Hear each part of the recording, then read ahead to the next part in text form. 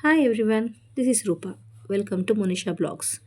ಇವತ್ತಿನ recipe green egg masala. ಏನೆಲ್ಲ ingredients ಬೇಕಂತ ಹೇಳಿ ಮೆನ್ಷನ್ ಮಾಡಿದ್ದೀನಿ, ನೋಡ್ಕೊಳ್ಳಿ. ಮೊದಲು ಮೊಟ್ಟೆಗಳನ್ನ ತೊಗೊಂಡು ಬೇಯಿಸ್ಕೊಂಡು ಇಟ್ಕೊಳ್ಳಿ. ನಂತರ ಮೊಟ್ಟೆಗಳನ್ನ ಈ ರೀತಿ ಕಟ್ ಮಾಡಿ ಇಟ್ಕೊಳ್ಳಿ.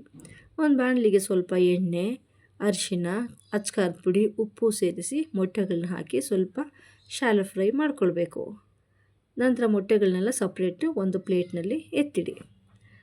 ಒಂದು ಬಾಣಲಿಗೆ ಸ್ವಲ್ಪ ಎಣ್ಣೆ, ಒಂದು ಈರುಳ್ಳಿ, 4 ಹಸಿರು ಮೆಣಸಿನ್ಕಾಯಿ, ಬೆಳ್ಳುಳ್ಳಿ, ಶುಂಠಿ, 4 ಗೋಡಂಬಿ, ಚಕ್ಕೆ, ಲವಂಗ ಹಾಕ್ಕೊಳ್ಳಿ.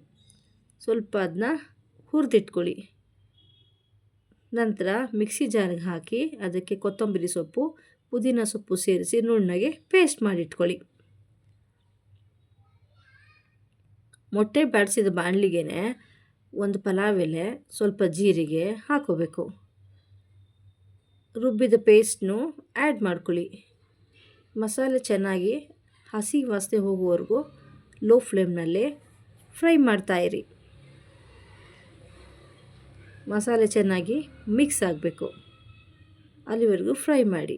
ಅದಕ್ಕೆ ಅರ್ಧ ಸ್ಪೂನ್ ಅರಿಶಿನ, 1 ಸ್ಪೂನ್ ಧನಿಯಾ ಪುಡಿ, 1 ಸ್ಪೂನ್ ಅಚ್ಕಾರದ ಪುಡಿ ಹಾಕ್ಕೊಳ್ಳಿ. ಸ್ವಲ್ಪ ಹಾಗೆ ಬಾಡಿಸ್ತಾ ಇರಿ. ಮಸಾಲೆ ಎಲ್ಲ ಚೆನ್ನಾಗಿ ಮಿಕ್ಸ್ ಆದಮೇಲೆ ರುಚಿಗೆ ತಕ್ಕಷ್ಟು ಉಪ್ಪನ್ನ ಸೇರಿಸ್ಕೊಳ್ಳಿ.